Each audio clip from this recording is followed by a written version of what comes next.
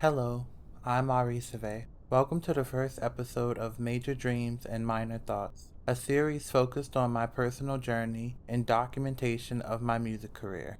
This podcast is intended to be a semi-autobiographical medium discussing topics and themes as they relate to music and by extension, the world. I recently went back to college to get a second degree with a concentration in music. I set out to learn about themes and topics of intersectionality as they pertain to race and music. Themes I have always been aware of, but never able to engage with daily outside of conversations with the people closest to me. I thought it would be best to engage in a topic immediately. Please get nice and comfortable and lock your phones, because the show is about to begin. It's understood that animals can have phenotypic variation while maintaining the understanding they are still members of the same species. So why are these rules of nature disregarded by humans? Why are we unable to acknowledge and engage with these known facts? Do racism, stereotypes, and bias simply supersede known science? If we know that race is a manufactured concept meant to inflict harm and facilitate exploitation, why is it still pervasive in every corner of society? And most importantly, why do we refuse to engage in this truth? Part 1: Race, Manufactured Weapon of Mass Destruction. I have always believed humans are unique from other animals, simply because we possess a mechanism that is ours alone: pride. Not only do we have it, but we have it in abundance. The pride that the world was created and intended for us solely, the pride that our personal religion is the correct one, and that other people simply need to be persuaded and converted to the truth. Pride in having advanced cognitive function and comprehension, making us the smartest organisms on the planet. If we hold these statements to be true, how did something as primitive and reductive as racism permeate through every space of human development? But even worse than the fact that it was able to invade every space, ranging from healthcare to entertainment to education, but now just the act of even talking about it or acknowledging it and its real-world implications has become taboo. With that taboo, there is a popular and growing belief in the concept of racial colorblindness, the ideology that suggests the best way to end discrimination is to treat individuals equally without regard to race or ethnicity. In theory, this ideology would be highly beneficial in dismantling systemic racism and appearance-based discrimination. But this ideology falls short because it fundamentally teaches us to ignore racism, racist practices, or engage with systems perpetuating harm against minoritized non-white people. It teaches that racism, an active and malicious force, should simply be met with indifference, which does nothing to actively stop racism. We will address and discuss the intersection between the manufactured concept of race and how it is used as a means of control and subjugation, the exploitation that follows, and how it has shaped modern society and the global landscape. Part 2: Environmental Racism and Race-Based Medical Malpractice. The manufactured concept of race is a direct front to the frameworks of biology and other realms of scientific study and understanding. In research, there are many workshops, certifications, and other protocols that have been established as a means of preventing bias-based percentage of error, ranging from responsible conduct of research, research ethics, how to manage negative data, and what to do when you disprove your hypothesis. The biggest theme highlighted in research is that our implicit bias and beliefs pose the greatest danger to progress and to the advancement of science. We want our experiment and hypothesis to be proven, so we will often fill in the gaps to make it so. How Race Becomes Biology, Embodiment of Social Inequality, does the best job of highlighting these themes in the way historical racial inequalities, especially in healthcare, kill non-white minorities. It and many other research papers, articles, etc. highlight how these beliefs turn into real harm. It addresses how historical racial inequities in health contribute directly to the perceived truth of the statistics surrounding non-white health data. This implicit bias translates directly to medical malpractice, high infant mortality rate, and the prolonged chronic illness epidemic in Black and brown communities. The abstract, according to Gravely et al. 2009, states there are well-defined inequalities between racially defined groups for a range of biological outcomes, such as cardiovascular disease, diabetes, stroke, certain cancers, low birth weight, preterm deliveries, and others. The prevalence of these conditions in the face of medical racism is being used as definitive proof that there is, in fact, a clear delineation between groups of people, while also failing to acknowledge the real-world context of environmental racism as well as the systemic race-based medical malpractice. Louisiana's Cancer Alley is the most recent example of how environmental racism increases the rate of these conditions, and the way it is used as the means of substantiating the claims made. An 85-mile stretch of Mississippi River between New Orleans and Baton Rouge. Many historical Black communities exist along this stretch with an estimated 200 fossil fuel and petrochemical production plants. Residents suffer the effects of extreme air pollution, including increased rates and risk of maternal reproduction and newborn health harms, respiratory illness, and, of course, cancer. There is a gradient and distribution of where many non-white communities are positioned, with slavery and Jim Crow being largely to blame.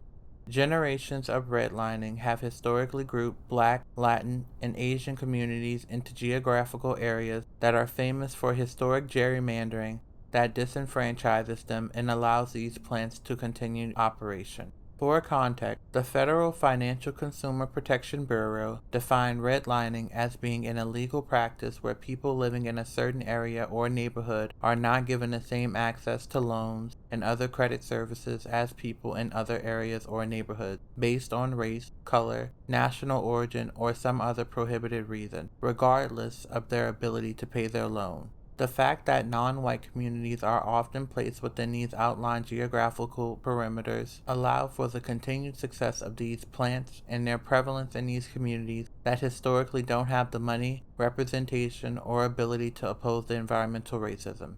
When members of these communities eventually develop chronic illnesses, it is mainly due to being exposed to the levels of environmental pollution placed on them. The environmental racism, coupled with race-based medical malpractice, allows the sole responsibility to be placed on the groups of people being affected instead of the contributing factors such as politicians, environmental health agencies, and the government. Increased mortality rate, decreased life expectancy, and increased chronic illness can then be attributed to race instead of the 200 chemical plants poisoning the air, water, and soil.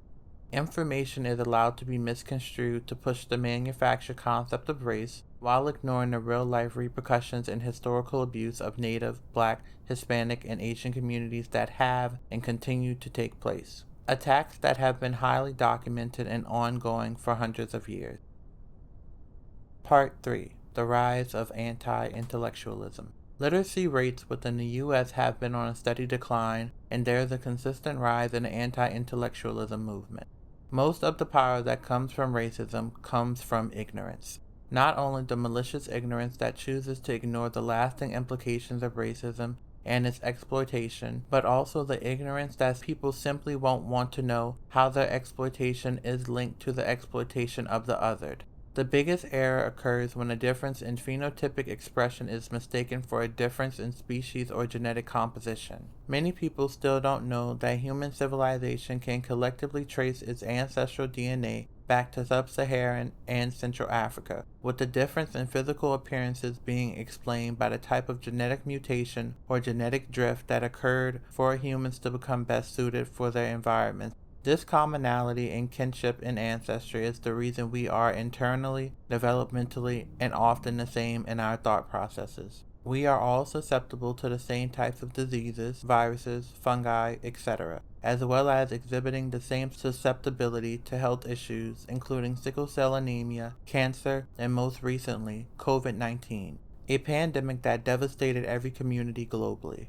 If race were substantial, it would be able to explain human differentiation and variation in accordance with the scientific laws and inquiries that are used to prove or disprove every other major concept of human civilization. not opinion or speculation. In research, a claim must be framed as a testable and as a falsifiable question that can be answered through observation and experimentation, not opinion or speculation. The claim must then be supported and repeatable with a quantifiable data from well-designed experiments. Then it must undergo immense amounts of scrutiny to be either proven, disproven, or motion for amendments to be made to the study or experiment. Then it must be able to explain or predict phenomena. If red and blue make purple, it would always make purple.